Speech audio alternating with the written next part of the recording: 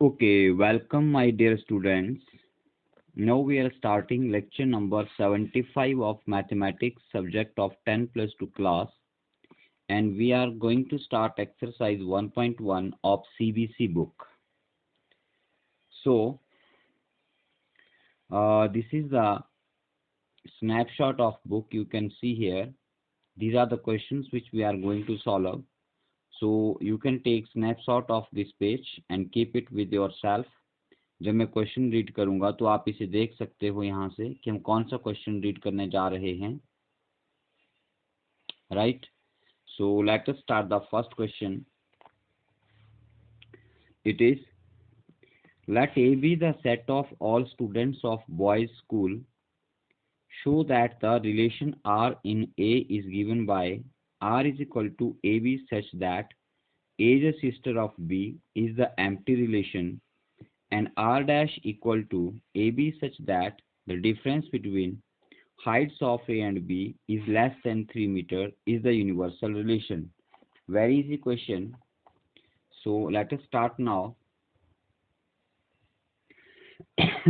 Let A be the set of all students. You are given that question number 1 given A is equal to set of all students.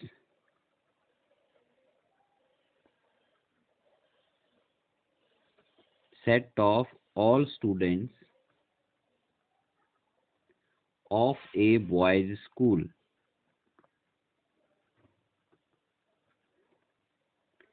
First part, relation R is equal to AB such that A is sister of B.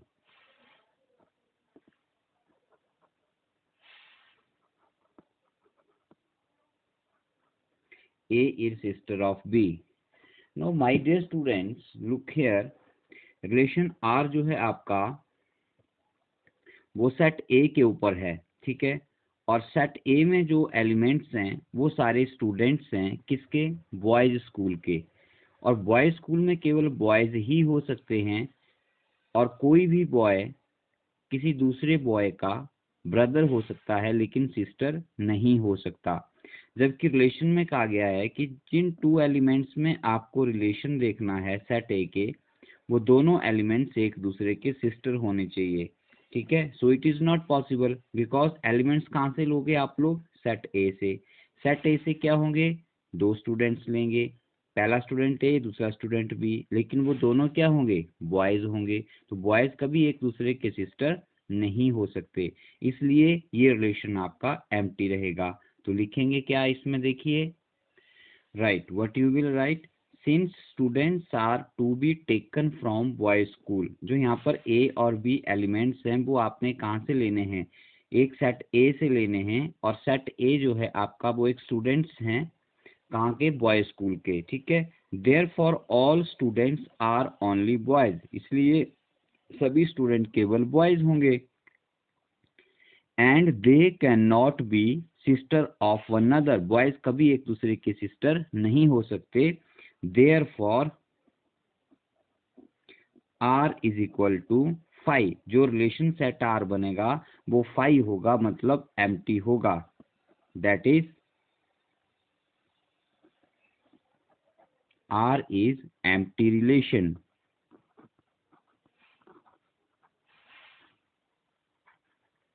तो ये आपका first part of the question हो गया.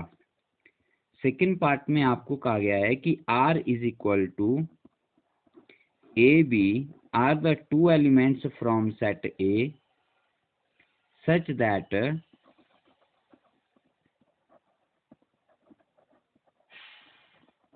the difference between,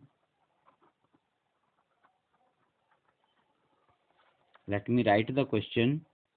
Okay, so R is equal to relation R is equal to AB such that the difference between heights of A and B is less than 3 meter. मतलब हमें ऐसे दो element ए और B means ऐसे दो student select करने हैं जिनकी हाइट का डिफरेंस 3 मीटर से कम होना चाहिए। 3 मीटर से कम होना चाहिए, difference should be less than 3 metre. So my dear students, 3 metre बहुत ज़्यादा डिफरेंस होता है। ठीक है, इतना ज़्यादा डिफरेंस किन्हीं भी दो स्टूडेंट्स के बीच में नहीं हो सकता।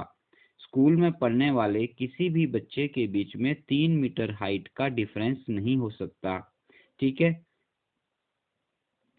राइट। आरी बात समझ में? जैसे मान लीजिए सबसे छोटी क्लास में बच्चा फर्स्ट क्लास में स्टूडेंट पढ़ता है तो उसकी हाइट लगभग 1 मीटर की होती है, लगभग 1 मीटर। ठीक है, दैट इज 3 फीट। इससे भी कम रहती है पर हम 1 मीटर मान लेते हैं। और जो 12th क्लास में जो स्टूडेंट पढ़ेगा उसकी जो हाइट है वो लगभग 2 मीटर के आसपास रहती है मैक्सिमम। लेकिन अगर हम उसे 3 मीटर भी सपोज कर लें तो सबसे छोटे और सबसे बड़े स्टूडेंट के बीच का जो डिफरेंस है वो लगभग 2 मीटर तक आएगा, मतलब वो 3 मीटर से कम ही रहेगा। इसका मतलब सभी स्टूडेंट इस कंडीशन को फॉलो करेंगे। तो आप क्या लिख सकते हैं इसमें, since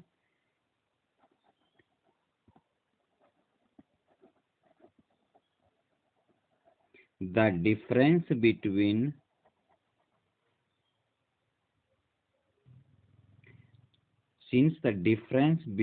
the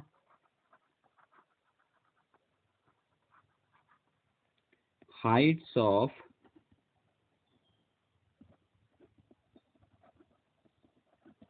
two student is always less than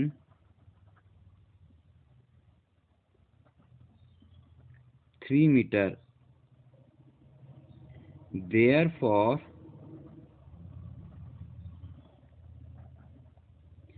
each student will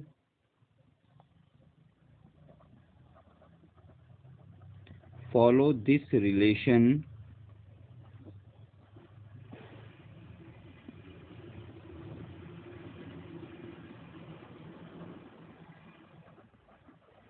with all other students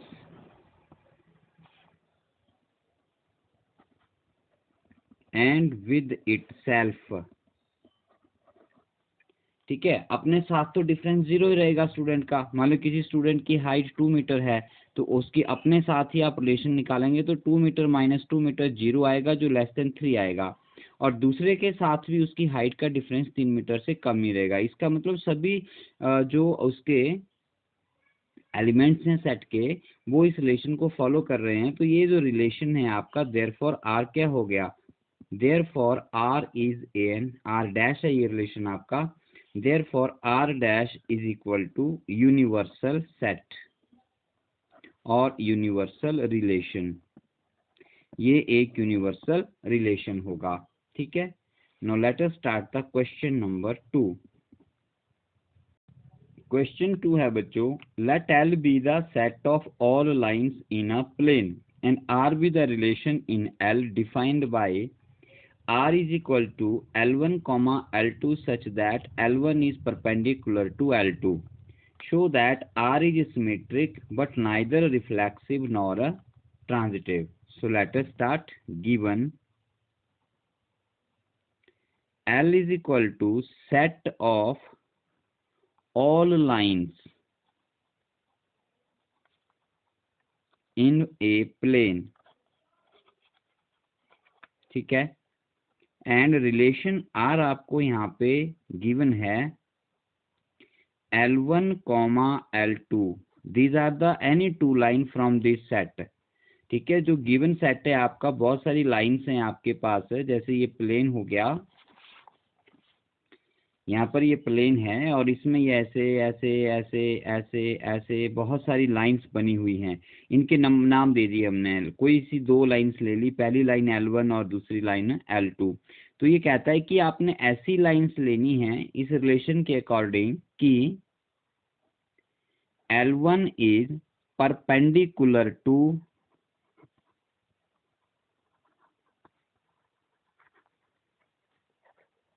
L1 is perpendicular to L2 means कि एनी टू लाइंस का रिलेशन जो परपेंडिकुलर हैं एक दूसरे के, क्या कंडीशन है रिलेशन की, they are perpendicular to each other, ये रिलेशन आपका सिमेट्रिक तो है बट रिफ्लेक्सिव और ट्रांजिटिव नहीं है, हमें इसे प्रूव करना है। So let us start the solution. अब आपको रिफ्लेक्सिव की कंडीशन याद हो बच्चों, तो रिफ्लेक्सिव की कंडीशन क्या होती थी, रिफ्लेक्सिव की कंडीशन होती थी कि for all element A belonging to set A should belong to relation R. ठीक है, दिए गए सेट के सभी एलिमेंट्स का अपने साथ रिलेशन होना चाहिए। ठीक है, इसका मतलब हम लोग यहाँ पर क्या करते हैं, लेट एक लाइन L1 ले लेते हैं, L1 belongs to set L। यहाँ पर गिवन सेट आपका L है और उसमें से कोई एक लाइन L1 ले लेते हैं। ठीक है, ठीक है, हम चेक करेंगे कि क्या L1 का L1 के साथ रिलेशन है। So let L1 belongs to L such that L1 L1 belongs to R, मतलब L1 का L1 के साथ रिलेशन है, हम ये मान के चलते हैं। ये रिफ्लेक्सिव की कंडीशन अप्लाई कर दी। ठीक है, हम लोग रिफ्लेक्सिव की कंडीशन अप्लाई कर रहे हैं कि let us take any element L1, that is कोई एक लाइन ले ली हमने गिवन सेट में से, फिर उस लाइन का उसी लाइन के साथ रिलेशन R हो गया। इसका मतलब क्या हुआ, this means L1 is perpendicular to L1।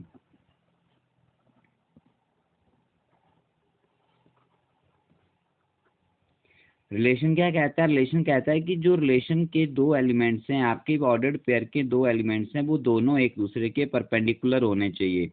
तो पहला एलिमेंट भी L1 है और दूसरा भी L1 है, तो ये दोनों एक दूसरे के साथ परपेंडिकुलर होने चाहिए।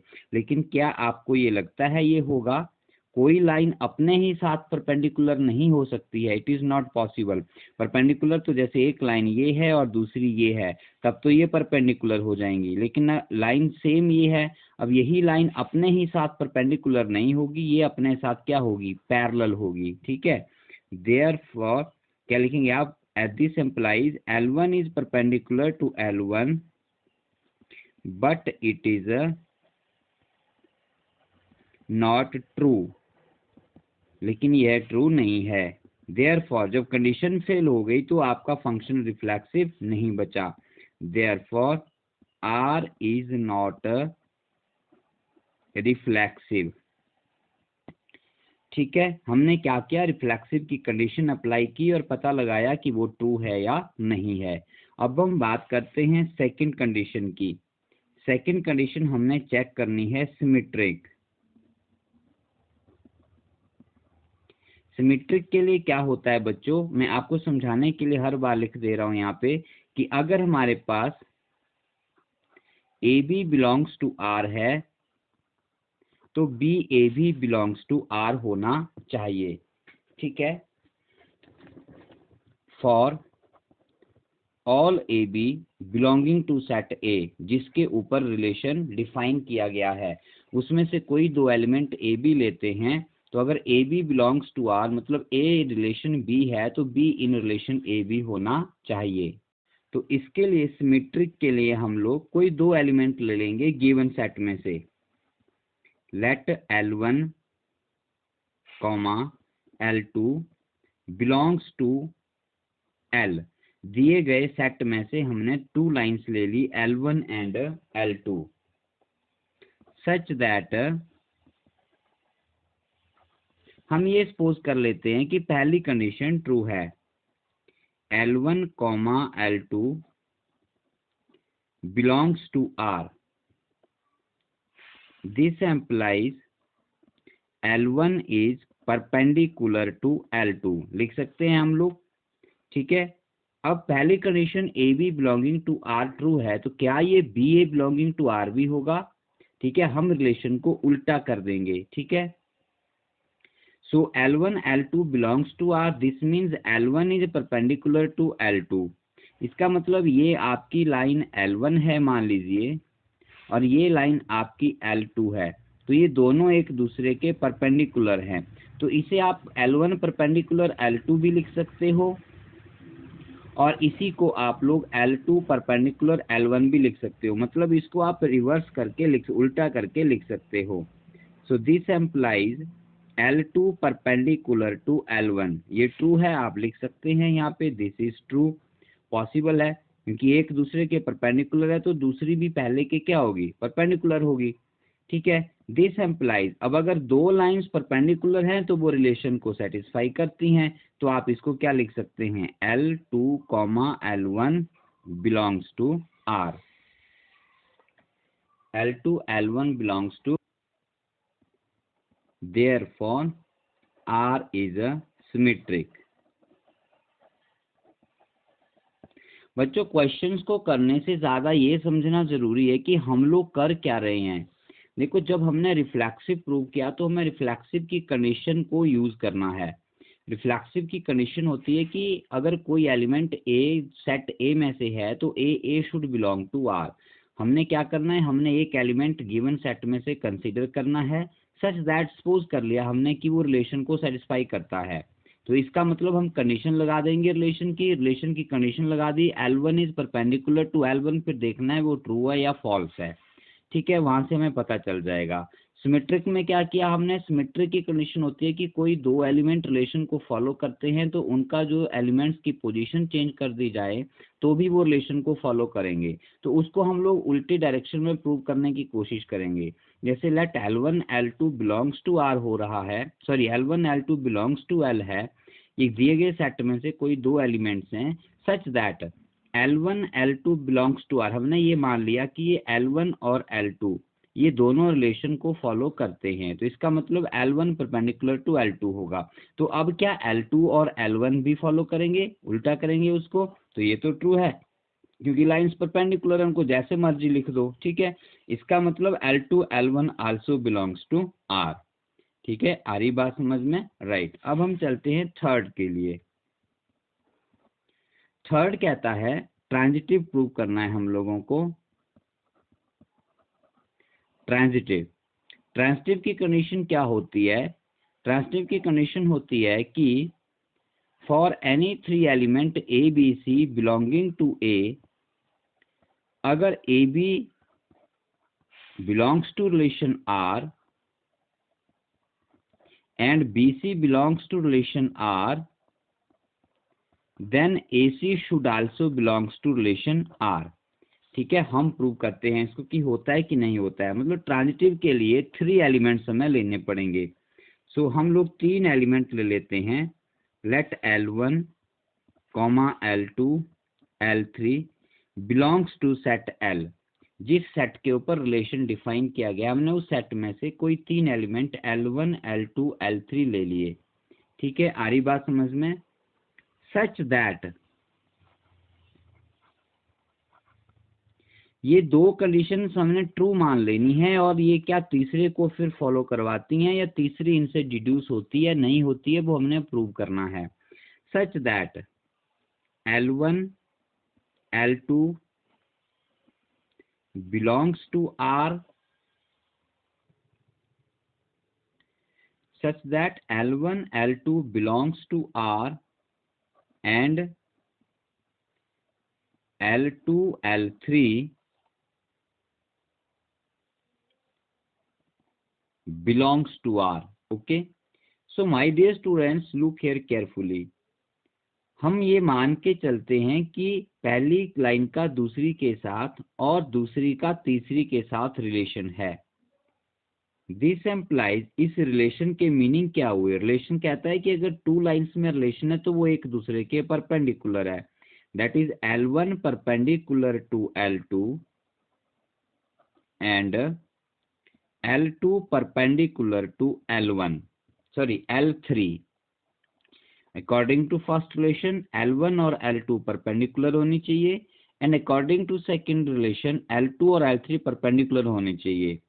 ठीक है, अब हमें L1 और L3 में रिलेशन चाहिए। देयरफॉर L1 और L3 में क्या रिलेशन हुआ, देखिए हम डिड्यूस करेंगे यहां से। लेट अस से दिस इज योर लाइन, मान लीजिए ये आपकी लाइन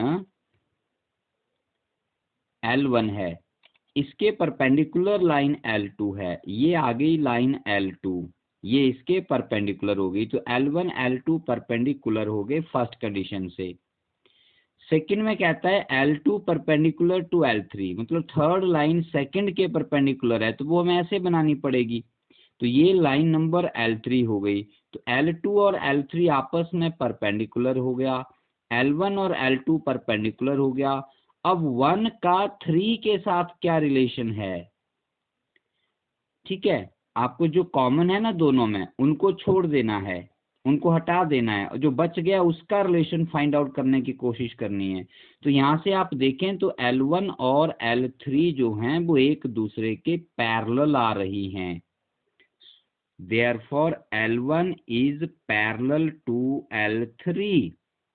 therefore क्या L1 L3 रिलेशन को फॉलो करती हैं, therefore L1 L3 belongs to are लिख सकते हैं बच्चों, नहीं लिख सकते, क्योंकि रिलेशन तो उन्हीं लाइंस का है जो आपस में परपेंडिकुलर है, जबकि ये दोनों क्या हो गई, पैरेलल हो गई। देयरफॉर यहाँ पे नॉट रिलेटेड टू या नॉट बिलोंग्स टू लिख देंगे आप लोग, ठीक है। तो यहाँ से आपने क्या देखा, आपने देखा कि आर रिफ्लेक्सिव आया, सॉरी आर रिफ्लेक्सिव नहीं आया, ये है R is not reflexive, R is symmetric and R is not a transitive. So it was a question. Therefore at last you will write R is symmetric but it is not reflexive or a transitive. So let us take the next question. So this is the next question, question number 3. Determine whether each of the following functions are reflexive, symmetric or transitive. Relation R in the set Z of all integers defined as R is equal to xy, x minus y is an integer, ठीक है। Relation R in set A of human beings in a town at particular time given by following relations दिए गए हैं, बारी बारी से इन सबको हम लोग करेंगे। So let me write the first part of the third question, ठीक है, क्या है ये देखिए, लिखते हैं इसको पहले। ओके, सो क्वेश्चन है आपको रिलेशन आर डिफाइन किया गया है एक सेट जेड के ऊपर, और सेट दिया गया है सेट ऑफ ऑल इंटीजर्स, और इंटीजर्स क्या होते हैं सबको पता है, these are the whole numbers but with positive and negative signs including the zero. मतलब ये आपके जैसे लेटर्स से इन्फिनिटी से स्टार्ट हो जाते हैं, -4 -3 -2 -1 0, ठीक है, और उसके बाद आपके 1 2 3 4 5 एंड सो ऑन, ये सारे आपके इंटीजर्स होते हैं। और अब इनके ऊपर सेट रिलेशन सेट दिया गया है x minus y, x y such that x minus y is an integer. So let us start. सबसे पहले हम प्रूव करते हैं इसकी रिफ्लेक्सिविटी, ठीक है। फिर से एक बार रिपीट कर रहा हूं आप लोगों के लिए, रिफ्लेक्सिविटी के लिए हम लोगों को प्रूव करना होता है A belongs to R for all A belonging to given set A. अब यहाँ पर गिवन सेट जेड है और इन प्लेस ऑफ ए हमें एक्स और वाई लिखे गए हैं, तो हम क्या करेंगे, दिए गए सेट में से कोई एक एलिमेंट ले लेते हैं। Let x belongs to Z such that x belongs to relation R. This implies, हम ये सपोज कर लेते हैं कि जो एलिमेंट हमने लिया वो आपका रिफ्लेक्सिविटी की कंडीशन को फॉलो करता है, इसका मतलब x बिलोंग्स टू R करता है। अब x बिलोंग्स टू R करता है तो मतलब जो दो एलिमेंट आपस में रिलेटेड हैं उन दोनों का डिफरेंस इंटीजर होना चाहिए। इसका मतलब x minus x is an integer। अब x माइनस एक्स एक इंटीजर होना चाहिए, this implies x minus x तो जीरो होता है, so zero is an integer. हम सभी जानते हैं, आप भी जानते होंगे कि जीरो एक इंटीजर नंबर आता है, ठीक है। और अगर नहीं जानते हैं तो अब जान लीजिए कि 0 एक इंटीजर होता है। इसका मतलब ये कंडीशन ट्रू हो गई, 0 एक इंटीजर है, ठीक है। इसका मतलब x माइनस एक्स इंटीजर आ गया, और x माइनस एक्स इंटीजर आ गया तो ये रिलेशन को फॉलो करता है। Therefore R is reflexive. अब हम बात करते हैं नंबर 2 सिमेट्रिक की। सिमेट्रिक के लिए क्या होता है, अगर हमारे पास कोई दो element A B belongs to R करते हैं तो इसका मतलब ये हो गया कि B A B belonging to R होने चाहिए for all A B belonging to A. यहाँ ब्रैकेट्स नहीं लगाएंगे, ये डिफरेंट एलिमेंट्स हैं, ठीक है।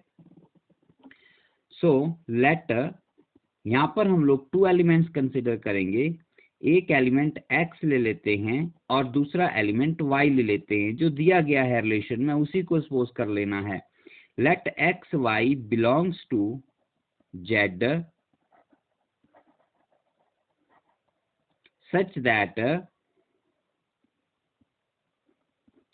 X Y belongs to r। देखिए पहले मैंने ब्रैकेट नहीं लगाई है तो ये दोनों एलिमेंट्स अलग अलग हैं। अब मैंने इनको ब्रैकेट्स में लिखा तो ये एक ऑर्डर्ड पेयर बन गया। इस बात का ध्यान रखना है आपने, ऑर्डर्ड पेयर मतलब ये दोनों इन रिलेशन है एक दूसरे के साथ। अब हमने सपोज कर लिया कि एक्स वाई आर रिलेटेड हैं एक दूसरे के साथ। इसका मतलब क्या हुआ, this implies x minus y is an integer, ठीक है। x minus y is an integer. Now x minus y को आप लोग माइनस वाई प्लस एक्स लिख सकते हो। हम चेक करेंगे कि y माइनस एक्स क्या आता है। Is equal to minus common करके इसको आप y माइनस एक्स लिख सकते हो, ठीक है। इज इक्वल टू, अब ध्यान से देखो, x माइनस वाई इंटीजर है तो y माइनस एक्स भी इंटीजर होगा, ठीक है। या तो वो नेगेटिव होगा या पॉजिटिव होगा, तो इट डजेंट मैटर वो कैसा भी हो सकता है, क्योंकि सेट z जो है वो आपका नेगेटिव और पॉजिटिव दोनों का दिया गया है। इसका मतलब y माइनस एक्स भी क्या होगा, is equal to an integer. कोई भी नंबर आ सकता है, कोई भी इंटीजर आ सकता है। इसका मतलब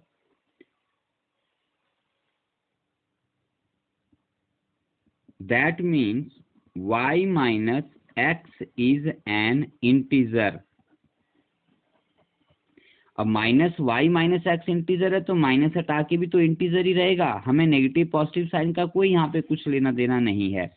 तो अब y माइनस एक्स भी इंटीजर आ गया, therefore y comma x belonging to r हो गया, ठीक है। हम सीधी कंडीशन से शुरू करते हैं, रिवर्स में लास्ट में जाके उसे पीछे ले आते हैं। इस बात का ध्यान रखेंगे आप लोग।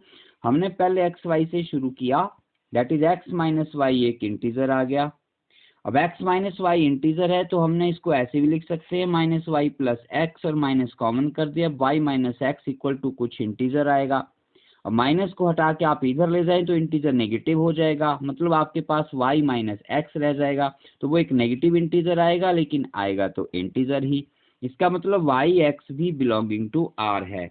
देयरफॉर x y r को बिलोंग करता है तो y माइनस एक्स भी बिलोंग करता है, therefore r is a symmetric.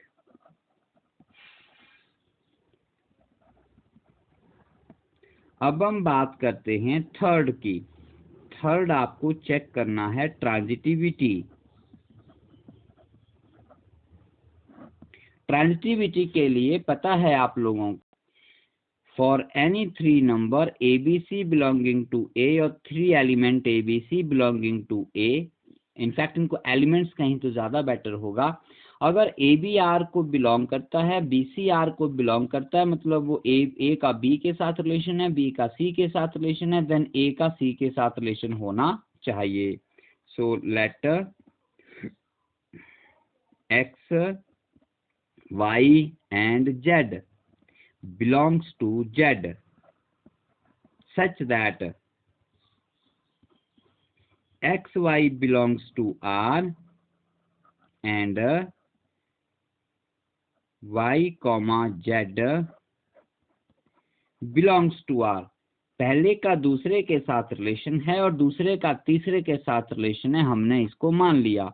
अब हमें प्रूव करना है कि x का z के साथ रिलेशन होना चाहिए, जो कॉमन है वो खत्म होना चाहिए। ठीक है, कैसे प्रूव होगा देखिए, दिस एम्प्लाइज, जब x का y के साथ रिलेशन है इसका मतलब x minus y is an integer,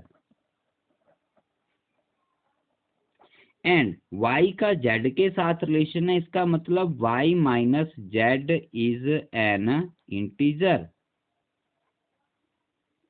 therefore अब हम इन दोनों को ऐड करते हैं, x minus y plus y minus z is equal to x minus y plus y minus z. क्या बचेगा, x minus y plus y minus z. ध्यान से देखिए, चलो इसको ऐसे कीजिए, आप लोग एक ही लाइन में करेंगे थोड़ा कंफ्यूजन हो जाएगा। अब देखिए x माइनस वाई क्या है, इंटीजर है, y माइनस जेड भी क्या है, इंटीजर है, मतलब ये भी एक इंटीजर है और ये भी एक इंटीजर है। इन दोनों को ऐड करेंगे तो क्या मिलेगा, इंटीजर ही मिलेगा। तो आप लिख सकते हो कि x minus y plus y minus z is an integer. Let me take the page. ठीक है, तो x minus y plus y minus z को आप लिख सकते हैं x minus y plus y minus z, bracket open कर दी, तो ये भी क्या बचा, एक इज एन इंटीजर। y से y कैंसिल हो गया, this implies x minus z is an integer. अब x माइनस जेड इंटीजर आ गया, मतलब दो एलिमेंट्स का डिफरेंस इंटीजर आ गया। तो प्यारे बच्चों यही तो रिलेशन था। वापिस आइए रिलेशन पे। रिलेशन क्या कह रहा था कि अगर x और y दो एलिमेंट्स हैं और अगर उनका डिफरेंस इंटीजर है तो वो रिलेशन में आते हैं। तो वो नंबर कुछ भी हो, अगर उनका डिफरेंस इंटीजर आ गया तो वो रिलेशन में होंगे। तो यहाँ से हमने प्रूव कर दिया कि x का z के साथ जो डिफरेंस है वो इंटीजर है, इसका मतलब x और z रिलेशन में होंगे। That means x z belongs to r। जब मैंने दोनों को ब्रैकेट में लिख लिया तो एक ऑर्डर्ड पेयर रिलेशन वाली कहानी यहाँ पर बताते हैं। So x z belongs to r, hence r is a transitive. ठीक है, जहां जहां आपने प्रूव किया है उसको अंडरलाइन कर दीजिए ताकि एग्जामिनर को देखने में आसानी हो। R is reflexive, R is symmetric and R is transitive. तो हमने ये यहाँ पर प्रूव कर दिया, यही हमें यहाँ पर प्रूव करना था कि वो सिमेट्रिक भी है, ट्रांजिटिव भी है और रिफ्लेक्सिव भी है। Let us take the next question now. Okay बच्चों ध्यान से समझिए, अब क्या है, क्वेश्चन थर्ड का सेकंड पार्ट है, इसके बहुत सारे पार्ट्स हैं, आगे सब पार्ट्स हैं। तो एक सेट ए दिया गया है जिसमें क्या है, जिसमें हैं आपके human beings in a town at a particular time. ठीक है, किसी शहर में किसी समय पर रहने वाले सभी आदमियों का एक समूह है, ह्यूमन बीइंग्स हैं, सारी ह्यूमन बीइंग्स है। उसमें लेडीज भी आ सकती हैं, जेंट्स भी आ सकते हैं, मीन्स मेल हो सकते हैं, फीमेल हो सकते हैं, बॉयज हो सकते हैं, गर्ल्स हो सकते हैं, कुछ भी हो सकता है। तो उनके बीच के अलग अलग रिलेशन डिफाइन किए गए हैं और हमें पता लगाना है कि वो सिमेट्रिक, रिफ्लेक्सिव, ट्रांजिटिव में से क्या क्या हैं। तो पहला रिलेशन दिया गया है कि X Y, these are the two elements from set A, means ये टू ह्यूमन बीइंग्स होंगे। और कहा गया कि X and Y work at the same place, X and Y work at the same place. तो let us check it for the, सबसे पहले check करते हैं रिफ्लेक्सिव के लिए। ठीक है, रिफ्लेक्सिव के लिए क्या करते हैं हम लोग, एक सेट एक कोई एक एलिमेंट ले लेते हैं, let x belongs to A such that x belongs to R। वो रिलेशन को फॉलो करता है, कंडीशन को फॉलो करता है, वो रिफ्लेक्सिव की कंडीशन फॉलो हो गई। अब इसका मीनिंग क्या हुआ, इसका मीनिंग हुआ कि एक्स एक्स मीन्स जो रिलेशन के दो एलिमेंट्स हैं उनमें क्या रिलेशन है, वो एक ही जगह पर काम कर रहे हैं, they work at the same place. इसका मतलब x and x work at the same place, this implies x and x work at the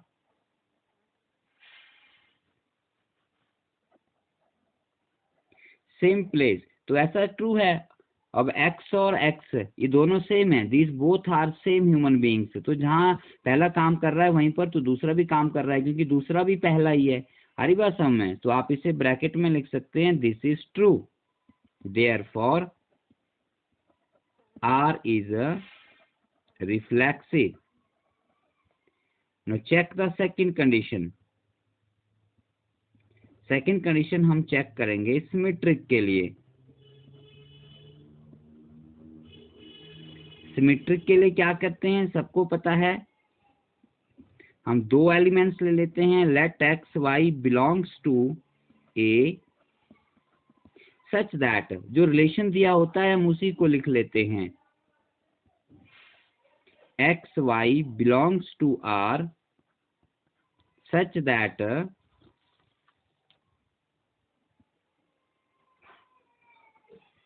x and y work at the same place। ठीक है, अब हमने चेक करना है कि हम x और y की पोजीशन को इंटरचेंज कर दें तो क्या रिलेशन ट्रू रहेगा। अब इन दोनों की पोजीशन को अगर हम इंटरचेंज करें, this implies y and x, तो क्या ये इस रिलेशन को फॉलो करेंगे। So x and y work at the same place, so y and x also work at the same place। उनको चेंज करने से हमारी कंडीशन में या हमारे रिलेशन में कोई फर्क नहीं पड़ने वाला है। ठीक है, दोनों एक जगह काम करते हैं। x और y, मान लीजिए आप लोग लेटर से x and y work at the daily, और दूसरा बोलता है कि y and x work at the daily, तो both are one and same thing. That means y x also belongs to R, therefore R is a symmetric। R is a symmetric। Point number 3। Point number 3 पे आता है हमारे पास transitivity, means transitive nature check करना है। Transitive के लिए क्या होता है, हम लोग तीन एलिमेंट्स लेते हैं, मैं यहाँ पे लिख देता हूँ जल्दी से। सो ट्रांजिटिव के लिए हम लोग क्या करते हैं, तीन एलिमेंट्स लेते हैं, ए बी और सी। ए और बी रिलेशन में हो, बी और सी भी रिलेशन में हो, तो ए और सी रिलेशन में होना चाहिए। तो हम लोग यहाँ पर थ्री एलिमेंट्स एक्स और वाई में दिया गया है, तो हम लोग क्या करते हैं, let x Y Z belongs to A. ठीक है, such that x Y belongs to R and Y Z belongs to R. This implies, दोनों का जो मीनिंग हुआ रिलेशन के अकॉर्डिंग वो लिख दीजिए। X Y belongs to R, इसका मतलब हुआ x and Y work at the same place. ठीक है, and Y Z belongs to R, इसका मीनिंग हुआ y and Z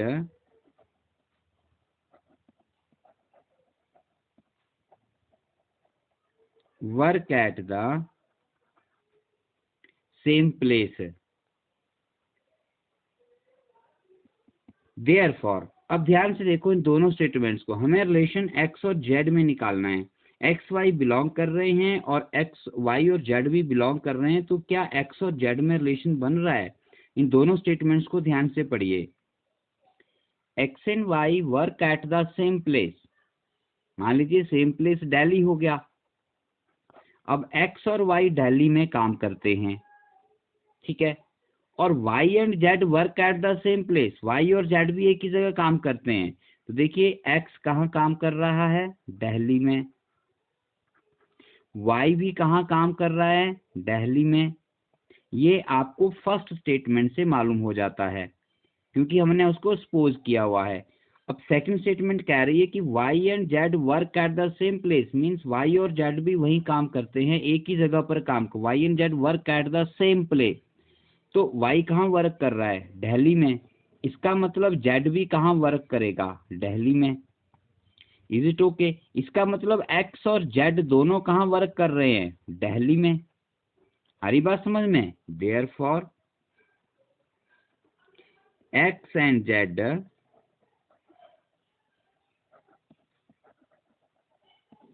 work at the